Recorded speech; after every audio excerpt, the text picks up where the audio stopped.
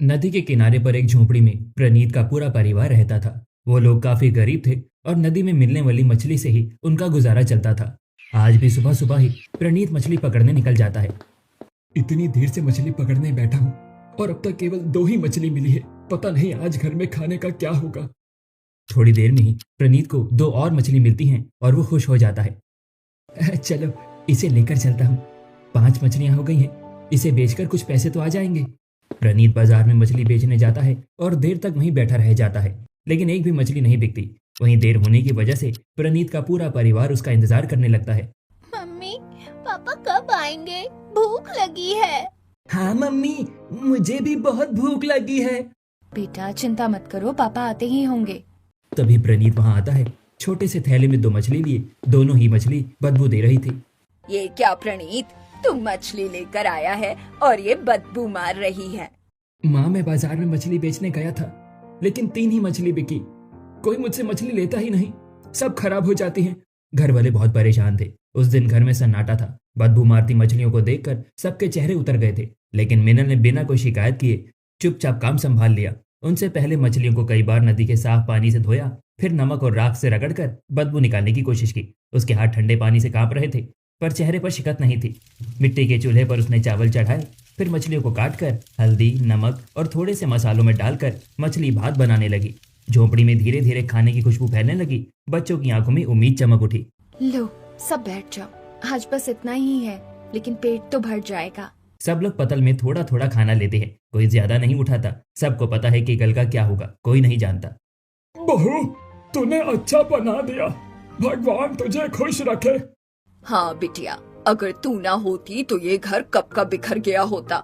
सब चुपचाप खाना खाते हैं। बीच बीच में छोटी छोटी बातें होती हैं ताकि बच्चे को लगे कि सब कुछ ठीक है।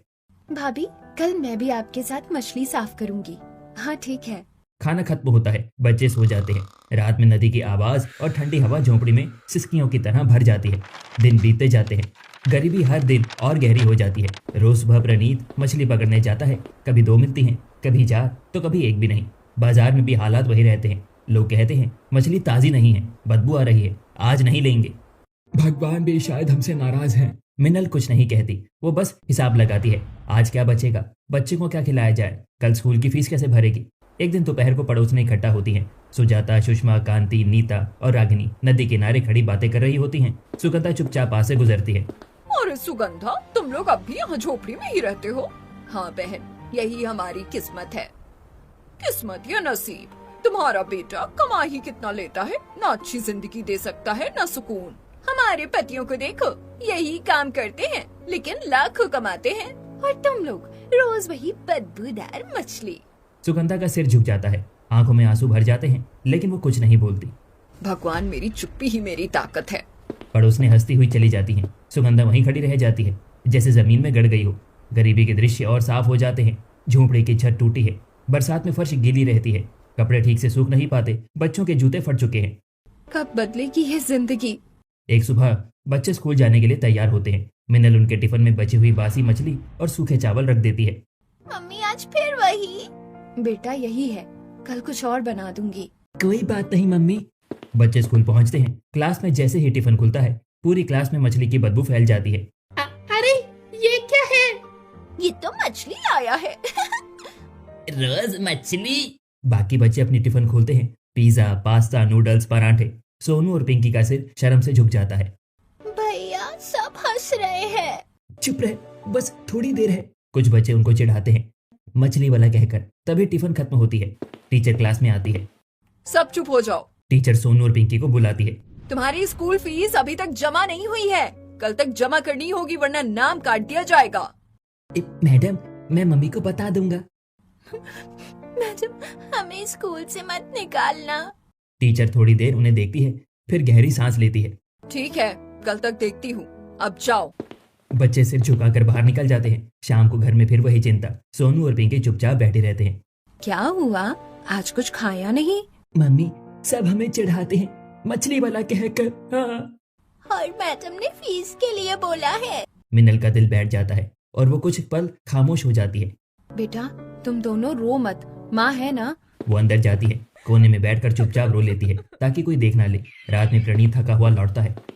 आज भी कुछ खास नहीं बिका। मिनल उसे सब बता देती है। प्रणीत का सिर शर्म से झुक जाता है। मैं अच्छा पति और अच्छा पिता नहीं बन पाया। नहीं, तुम कोशिश तो कर रहे हो, बस हालात खराब हैं। दोनों चुपचाप बैठे रहते हैं। समय के साथ साथ प्रणीत की परेशानियां और बढ़ती हैं। उसकी आंखों के नीचे काले घेरे साफ दिखने लगे थे। सुबह होते ही वो घर से निकल जाता और रात को देर से लौटता, कभी खाली हाथ तो कभी 2-4 छोटी मछलियां लेकर। हालात जस के तस थे, बल्कि पहले से भी ज्यादा खराब। रोज वही मेहनत, लेकिन ना नदी साथ दे रही है ना किस्मत।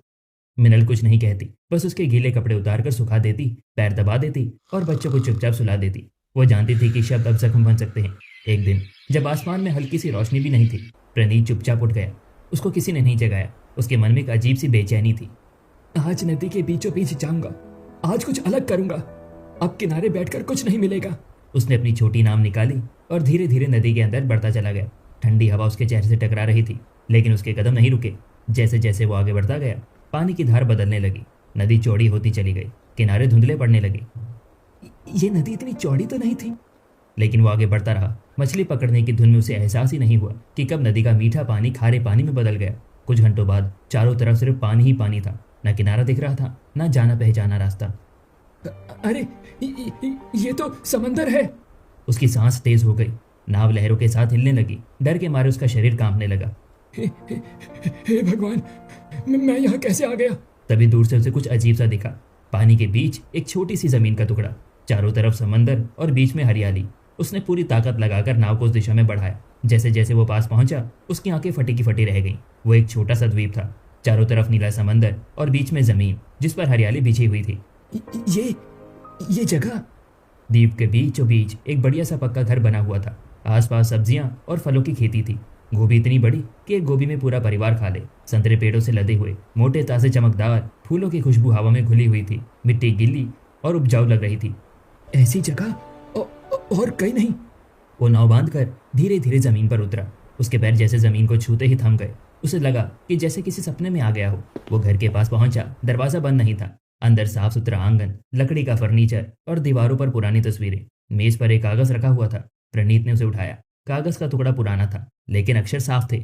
उसने पढ़ना शुरू किया।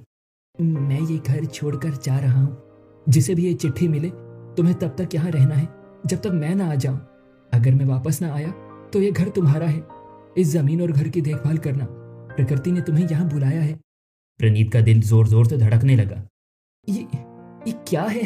भगवान का इशारा? शायद हमारी गरीबी को दूर करने का यही एकमात्र रास्ता है।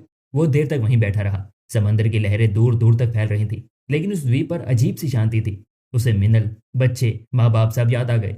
झोंपड़ी, बदबूदार मछली, बच्चों के आंसू। अगर ये सच है तो हमारे लिए नया जीवन हो सकता है। शाम होने लगी। उसने घर में रखा खाना देखा। सूखे अनाज, दालें, मसाले, सब कुछ सलीके से रखा हुआ। उसने पहली बार पेट भरकर खाना खाया। खाना खाते समय भी उसके हाथ कांप रहे थे। क्या मैं यहाँ रुक सकता हूँ? क्या ये सब सच है? उधर घर पर सब परेशान थे। सुबह से प्रणीत नहीं लौटा था। इतना देर तो कभी नहीं हुआ। माँ शायद ज्यादा दूर चले गए होंगे। भैया को कुछ हो तो नहीं गया? रात हो गई। नदी की तरफ सबकी निगाहें जमी हुई थी। मम्मी, पापा कहाँ हैं? पापा बस आते ही होंगे। उधर द्वीप पर पहली रात प्रणीत के लिए अजीब थी। समंदर की आवाज, खुला आसमान और चारों तरफ सन्नाटा। उसने घर के बरामदे में लेटकर तारों को देखा। अगर ये सपना है तो सुबह मत होना। अगली सुबह सूरज की किरणों के साथ उसकी आंखें खुली। चारों तरफ वही हरियाली, वही शांति। उसने सब्जियों को छुआ, मिट्टी को महसूस किया। सब असली था। ये सपना नहीं है। उसने पूरे द्वीप को देखा। एक तरफ मीठे पानी का छोटा सा स्रोत था, दूसरी तरफ मछलियों से भरा समंदर। उसे समझ में आने लगा कि यह जगह अपने आप में पूरी दुनिया है। मुझे यहाँ सबको लाना होगा। उसने नाव तैयार की। मन में डर भी था, लेकिन उम्मीद उसे कहीं ज्यादा थी। घर लौटते समय समंदर उतना डरावना नहीं लग रहा था। घर पहुंचते ही सब उसकी तरफ दौड़े। कहाँ चले गए थे? मिनल, मैं तुम्हें कुछ दिखाना चाहता हूँ। क्या हुआ बेटा? प्रणीत ने सबको द्वीप के बारे में बताया। शुरू में ही किसी को यकीन नहीं हुआ। सच में? मैं झूठ नहीं बोल रहा। भगवान ने हमें मौका दिया है। उस रात पहली बार घर में उम्मीद की बात हुई। गरीबी के बीच एक रोशनी जली। मिनल चुपचाप सब सुनती रही। उसकी आंखों में डर भी था और चमक भी। अगर ये सच है तो हमारी जिंदगी बदल सकती है। प्रणीत की बात सुनकर उस रात घर में सन्नाटा छा गया। सब लोग एक दूसरे का चेहरा देख रहे थे। किसी को यकीन नहीं हो रहा था कि समंदर के बीच ऐसा भी कुछ हो सकता है। मिनल चुप थी, लेकिन उसका दिमाग तेजी से चल रहा था। अगर सच में वहाँ जमीन है, पानी है, सब कुछ है, तो हम वहाँ खेती कर सकते हैं। उसने धीरे धीरे अपनी बात रखी। प्रणीत, अगर ऐसा हुआ तो हम वहाँ खेती कर सकते हैं। सिर्फ मछली पर क्यों निर्भर रहे? सब्जी फल उगाएंगे, बच्चों का भविष्य भी सुधर जाएगा। प्रणीत ने उसकी तरफ देखा। पहली बार उसकी आंखों में डर के बजाय उम्मीद थी। हाँ मिनल, मैं भी यही सोच रहा था। लेकिन बेटा, समुद्र के बीच डर नहीं लगता। माँ, डर तो यहाँ भी है। यहाँ तो रोज भूख का डर है। कोई कुछ नहीं बोला। सब समझ रहे थे कि अब खोने को ज्यादा कुछ बचा तो है नहीं। अगले ही दिन से प्रणीत का जीवन बदलने लगा। अब वो सिर्फ नदी किनारे नहीं रुकता। वो रोज सुबह नाव लेकर उस द्वीप की तरफ निकल जाता। सुबह वो द्वीप पहुंचता, सबसे पहले जमीन की देखभाल करता, मिट्टी को उलटता पलटता, पौधों को पानी देता, सूखी टहनी हटाता। जिसने भी ये जगह छोड़ी है उसने इसे बड़े प्यार से बनाया है। दिन चढ़ने पर वो समुद्र में मछली पकड़ता। वहां मछलियां भी बड़ी और ताजी थी। जाल डालते ही अच्छी मछली मिल जाती। शाम होने से पहले वो खेत से बड़े बड़े फल और सब्जियां तोड़ता। विशाल गोभी, मोटे संतरे, हरी हरी लौकियां, बैंगन, टमाटर। नाव में मछली और सब्जियां भरकर वो लौट पड़ता। कुछ ही दिनों में बाजार का नजारा बदलने लगा। पहले जहां लोग उसकी मछलियां देकर मुंह फेर लेते थे, अब सब्जियां देकर रुक जाते। अरे ये क्या है? इतनी बड़ी गोभी? ये असली है या प्लास्टिक की है? प्रणीत मुस्कुराता है। अरे नहीं नहीं भैया, ये सब असली है। लेकिन इतनी बड़ी कैसे? तभी दूसरा ग्राहक आगे आता है। अरे रहने दो महाराज, मुझे तो यही दे दो। मेरा 20 लोगों का परिवार है। रोज 4-5 छोटी गोभी लेनी पड़ती है। एक बड़ी गोभी में ही काम हो जाएगा। ये सुनते ही भीड़ जमा होने लगती है। मुझे भी एक दे देना। हाँ हाँ, मुझे भी। एक के बाद एक लोग आने लगते हैं। देखते ही देखते 4 लोग, फिर 8, फिर 10। अब लोग उसकी मछली भी लेने लगते हैं। आज मछली भी ताजी लग रही है। हाँ भैया, आज समंदर से आई है। 2-3 दिन तक यही चलता रहता है। प्रणीत रोज सब्जी और मछली बेचकर पहले से कई ज्यादा पैसे लेकर लौटता है। घर में भी माहौल बदलने लगा। बच्चों के चेहरे पर हंसी लौट आई। मम्मी, आज पापा सेब जैसा संतरा लाए हैं। और गोभी तो गेंद जैसी है। भगवान ने सुन ली हमारी। लेकिन खुशियां बिना इम्तिहान की नहीं आती। एक रात अचानक आसमान में काले बादल छा गए। तेज हवा चलने लगी। नदी का पानी उफनाने लगा। ये कैसी हवा चल रही है? माँ, पानी बढ़ रहा है। थोड़ी ही देर में नदी का पानी झोंपड़ी के अंदर घुसने लगा। मम्मी, पानी। प्रणीत, अब क्या होगा? बाहर शोर बढ़ता जा रहा था। पानी तेजी से ऊपर आ रहा था। यहाँ नहीं रुक सकते, अगर रहे तो मर जाएंगे। अब कहाँ जाएंगे? उसी द्वीप पर अभी। वो जल्दी जल्दी सबको नाव में बिठाने लगता है। बच्चे बूढ़े सब कांप रहे थे। बेटा, घर। माँ, जान बचेगी तो घर फिर बनेगा। जैसे ही नाव नदी से आगे बढ़ती है, पीछे झोंपड़ी पर पानी का तेज बहाव पड़ता है। कुछ ही पलों में वो झोंपड़ी जिसमें उनकी सारी जिंदगी बसी थी, पानी में बह जाती है। हमारा घर। उसने बच्चों को सीने से लगा लिया। लंबा सफर था, अंधेरी रात, ऊंची लहरें और दिल में डर। लेकिन प्रणीत की पकड़ मजबूत थी। आखिरकार सुबह की पहली किरणों के साथ नाव उस द्वीप पर पहुंचती है। सब लोग नाव से उतरते हैं। ये तो उसके सामने एक सुंदर पक्का घर था। साफ आंगन, खुली खिड़कियां, अंदर रसोई, बाथरूम, कमरे, सब कुछ। यहाँ तो सब है। भगवान। बाहर खेतों में हरियाली लहरा रही थी। फल सब्जियां लदी हुई थी। प्रणीत, ये तो सपना है। नहीं मिनल, अब यही हमारी जिंदगी है। बच्चे खेतों में दौड़ने लगते हैं। पहली बार खुलकर हंसते हैं। मम्मी, यहाँ बदबू नहीं है। और यहाँ कोई हमें मछली वाला भी नहीं बोलेगा। मिनल ने रसोई में कदम रखा। साफ चूल्हा और बर्तन, पानी, सब कुछ। अब भूख से डर नहीं लगेगा। उस दिन सबने पहली बार चैन की नींद ली। समंदर की आवाज डरावनी नहीं, लोरी जैसी लग रही थी। द्वीप पर आए कुछ ही दिन हुए थे। ऊपर से देखने पर लगता था कि घर में हर चीज है, लेकिन धीरे धीरे कमी महसूस होने लगी। अनाज सीमित था, तेल और मसाले गिने चुने थे। पैसों की थैली भी ज्यादा भारी नहीं थी। मिनल रोज खेतों में जाती, ताजी सब्जियां तोड़ती और उन्हीं से खाना बनाती। कभी लौकी, कभी गोभी, कभी टमाटर। वही सब्जियां प्रणीत बाजार लेकर बेचता और जो थोड़ा बहुत पैसा मिलता उसी से घर चलाता। अभी तो सब ठीक लग रहा है, लेकिन अगर यूं ही सब्जी तोड़ते रहे तो खेत खाली हो जाएगा। एक दिन सुबह सुबह सुगंधा और मुकेश खेत की तरफ गए। उन्होंने देखा कि कुछ जगहों पर सब्जियां पहले से कम हो गई थी। ये सब्जियां धीरे धीरे कम होती जा रही हैं। ऐसा नहीं चलेगा। अगर आज बोया नहीं तो कल काटने को कुछ नहीं बचेगा। दोनों ने प्रणीत को बुलाया।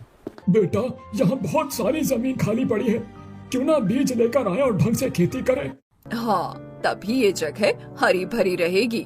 बात तो सही है, जो भी पैसे हैं उनसे बीज ले आऊंगा। उस दिन प्रणीत ने हिसाब लगाया। जो पैसे उसके पास थे उनसे वो सब्जियां और फलों के बीज खरीद सकता था। भैया, पैसे तो ठीक है, लेकिन एक बात है। क्या? यहाँ चारों तरफ समुद्र है। नमकीन पानी से खेती कैसे होगी? सब्जियों को तो मीठा पानी चाहिए। ये सुनते ही सबके चेहरे उतर गए। हाँ, ये तो हमने सोचा ही नहीं। अगर पानी ही नहीं मिला तो सारी मेहनत बेकार हो जाएगी। सब चुप हो गए। समुद्र की लहरें जैसे उनकी परेशानी पर हंस रही हों। तभी मिनल, जो अब तक चुप थी, आगे आई। उसकी आंखों में डर नहीं, सोच थी। अगर हम समुद्र के पानी को ही काम मिले तो? क्या? ये कैसे मुमकिन है? हम समुद्र के पानी से नमक बनाएंगे। जब पानी उबलेगा तो भाप बनेगी। उस भाप को हम जमा करेंगे। ठंडी होने पर वही भाप मीठा पानी बन जाएगी। सब उसे देखने लगे। सच में ऐसा हो सकता है? हाँ, और जो भी पानी बचेगा उससे नमक बनेगा। नमक बेचेंगे, पानी से खेती करेंगे। बहू, तू तो लक्ष्मी बनकर आई है। अगले ही दिन से काम शुरू हो गया। बड़े बड़े बर्तन रखे गए। समंदर का पानी भरकर चूल्हे पर चढ़ाया गया। धीरे धीरे पानी उबलने लगा। भाप ऊपर उठी। मिनल ने बांस और कपड़े की मदद से भाप को एक जगह इकट्ठा किया। भाभी देखो, पानी टपक रहा है। भाप ठंडी होकर पानी की बूंदों में बदलने लगी। एक एक बूंद अमृत जैसी लग रही थी। यही मीठा पानी है। दूसरी तरफ बर्तन में नमक जमने लगा। मेहनत रंग ला रही है। कुछ ही दिनों में मीठे पानी का छोटा सा भंडार तैयार हो गया। उसी पानी से जमीन सींची जाने लगी। प्रणीत शहर से बीज ले आया। गोभी, टमाटर, कद्दू, बैंगन, आम, संतरा, अनार। अब देखना, ये जमीन सोना उगलेगी। पूरा परिवार खेती में लग गया। कोई गड्ढे खोदता, कोई बीज डालता, कोई पानी देता। दादी, मैं भी पौधा लगाऊं? हाँ बेटा। धीरे धीरे जमीन हरी होने लगी। नन्हे पौधे निकल आए। अब द्वीप दो हिस्सों में बंट गया था। एक तरफ खेती, दूसरी तरफ नमक बनाने का काम। नमक की सफेदी धूप में चमकती थी। लोग उसे देखकर चकित रह जाते। उधर प्रणीत ने अपनी कमाई से बड़ा जाल खरीदा। अब मछली भी ढंग से पकड़ेंगे। समंदर में जाल डालते ही ढेर सारी मछलियां फंस जाती। नदी के मुकाबले समंदर कहीं ज्यादा देता था। भैया, इतनी सारी मछली? घर में खुशियों की बहार आ गई। खाने में अब सिर्फ मछलियां भात नहीं, सब्जियां, फल, दूध, सब कुछ था। अब मेरे बच्चे भूखे नहीं रहेंगे। समय के साथ खेत लहला उठे। बड़े बड़े आम, संतरे, अनार पेड़ों से लटकने लगे। गोभी इतनी बड़ी कि 2 हाथों में न आए। टमाटर लाल लाल, कद्दू भारी। ऐसा ससुराल तो सपने में भी नहीं देखा था। अब जब प्रणीत बाजार जाता तो उसकी पहचान बदल चुकी थी। अरे, ये वही मछली वाला है। और ये फल सब्जी देखो। हाँ हाँ, सब अपना है। लोग नमक भी खरीदते, मछली भी, सब्जी भी। भाई, आज तो पूरा घर भर जाएगा। कमाई बढ़ने लगी। पैसों की थैली अब खाली नहीं रहती। उसे हरे भरे ससुराल में अब कोई डर नहीं था, ना भूख का, ना गरीबी का। मिनल शाम को खेत के बीच खड़ी होकर चारों तरफ देखती।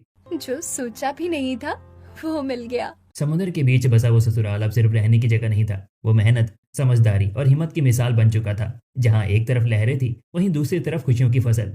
समय सच में बदल चुका था। जिस प्रणीत को कभी बाजार में कोई पहचानता तक नहीं था, वही प्रणीत अब भरोसे का नाम बनता जा रहा था। उसकी मछली ताजी होती, सब्जियां बड़ी बड़ी और नमक साफ। ग्राहक खुद उसे ढूंढते। कुछ ही दिनों में उसकी अच्छी बिक्री होने लगी। रोज की कमाई पहले से कई गुना बढ़ गई थी। मिनल, आज पूरी फीस के पैसे हो गए। सच? अब बच्चों की पढ़ाई नहीं रुकेगी। अगले ही दिन प्रणीत बच्चों को लेकर स्कूल पहुंचा। वही स्कूल जहाँ कभी फीस के लिए डांट पड़ती थी। फीस पूरी? जी मैडम जी, पूरी है। सोनू और पिंकी की आंखों में गर्व झलक रहा था। मम्मी, अब कोई हमें मछली वाला नहीं बोलेगा ना? अब लोग तुम्हें मेहनती के बच्चे कहेंगे। घर में अब खाने की तंगी नहीं थी। रोज नई सब्जी, फल, दूध, सब कुछ। सुगंधा और मुकेश के चेहरे से चिंता की लकीरें मिट चुकी थी। अब चैन की रोटी मिल रही है। ये सब बहू की समझदारी से हुआ है। उधर मिनल का हरा भरा ससुराल और भी फैलने लगा। उसने खेतों में सब्जियों की संख्या बढ़ा दी। नई क्यारियां बनाई, पौधे लगे। एक तरफ टमाटर, गोभी, दूसरी तरफ कद्दू और बैंगन, फलों के पेड़। हर दिन नई हरियाली निकल आती। जितना उगाओ उतना ही बढ़ेगा। कमाई बढ़ने लगी तो एक नई समस्या सामने आई। छोटी नाव में मछली, सब्जी, नमक तीनों एक साथ ले जाना मुश्किल हो जाता। आधा सामान छोड़ना पड़ता है। अब समय आ गया है बड़ी नाव लेने का। कुछ दिनों की कमाई जोड़कर प्रणीत ने एक बड़ी और मजबूत नाव खरीदी। अब एक ही बार में सब कुछ बाजार पहुंचने लगा। भैया, अब तो हमारा काम आसान हो गया। अब बाजार में एक नया नजारा दिखने लगा। प्रणीत के साथ मिनल भी जाने लगी। दोनों मिलकर सामान बेचते। उसी बाजार में वही पुरानी पड़ोसने भी आती, सुजाता, सुषमा, कांति, नीता और रागिनी। ये लोग इतना कमा कैसे रहे हैं? कहीं चोरी कमाल तो नहीं? पहले तो हमारे सामने हाथ फैलाते थे। उसके मन में शक गहराने लगा। एक दिन सब पड़ोस ने मिलकर फैसला करती हैं। क्यों ना इनका पीछा किया जाए? हाँ, सच सामने आ जाएगा। अगले दिन वे चुपचाप प्रणीत और मिनल के पीछे पीछे निकलती हैं। नाव से लेकर द्वीप तक उनका पीछा करती हैं। जब वे उस हरे भरे द्वीप पर पहुंचती हैं तो उनकी आंखें खुली रह जाती हैं। इतना बड़ा घर और इतनी जमीन, लेकिन हैरानी जल्दी जहर में बदल जाती है। ये सब चोरी का है। तुम लोगों ने किसी और का घर हड़प लिया। बात बढ़ जाती है। पड़ोस ने थाने पहुंच जाती हैं और झूठी शिकायत कर देती हैं। पुलिस आती है। प्रणीत, तुम्हें हमारे साथ चलना होगा। साहब, हमने कुछ गलत नहीं किया। सब थाने में पता चलेगा। प्रणीत को ले जाया जाता है। घर में सन्नाटा छा जाता है। भगवान, फिर इम्तिहान। सच हमारे साथ है, कुछ नहीं होगा। उधर थाने में पूछताछ चलती है। ये घर किसका है? मुझे वहाँ एक चिट्ठी मिली थी, उसी के कहने पर मैंने घर संभाला। उसी समय समंदर के उस हरे भरे ससुराल में एक अजनबी आता है, वही असली मालिक। सब ठीक है, जैसा मैंने छोड़ा था उससे भी बेहतर। उसे पूरी बात पता चलती है। ये लोग निर्दोष हैं। संजय खुद पुलिस स्टेशन पहुंचता है। ये घर मेरा है, मैं यहाँ रहता नहीं, बाहर रहता हूँ। मैंने ही प्रणीत को घर और जमीन संभालने को दी है। सच में? हाँ हाँ, मेरे पास सबूत है। पुलिस के चेहरे बदल जाते हैं। पड़ोसनें चुप हो जाती हैं। माफ कीजिएगा प्रणीत, आपको छोड़ा जाता है। जब प्रणीत जेल से बाहर आता है तो मिनल उसकी तरफ दौड़ती है। मुझे यकीन था। तुम्हारी हिम्मत ने मुझे बचा लिया। घर लौटते समय समुद्र की लहरें आज डरावनी नहीं लगती। हरे भरे ससुराल में फिर से रौनक लौट आती है। सच्चाई कभी हारती नहीं। जो लोग कभी ताने देते थे वही अब दूर से देखते रहते हैं।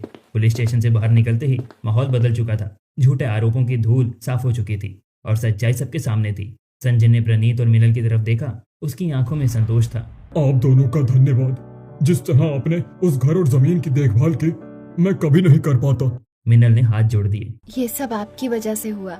आपने हम पर भरोसा किया। नहीं नहीं, ये आपकी मेहनत और ईमानदारी का फल है। संजय कुछ दिनों तक उसी हरे भरे द्वीप पर रुकता है। वो देखता है कि कैसे पूरा परिवार मिलकर खेती करता है, नमक बनाता है, मछली पकड़ता है। पौधे में मेहनत और उम्मीद दिखाई देती है। एक शाम समुद्र किनारे बैठकर संजय फैसला करता है। मिनल, प्रणीत, मैं तुम्हारा हरा भरा ससुराल हमेशा के लिए तुम्हें सौंपता हूँ। अब ये जगह तुम्हारी है। ये सुनकर सुगंधा की आंखों में आंसू आ जाते हैं। भगवान आपको खुश रखे। संजय धन्यवाद कहकर चला जाता है। उसकी नाव समुद्र में ओझल हो जाती है और पीछे रह जाता है एक नया अध्याय। इसके बाद कुछ महीने ऐसे बीत जाते हैं। परिवार पूरे मन से उस जगह की सेवा करता है। खेतों की देखभाल, घर की सफाई, पेड़ों की छटाई, सब कुछ नियम से होने लगता है।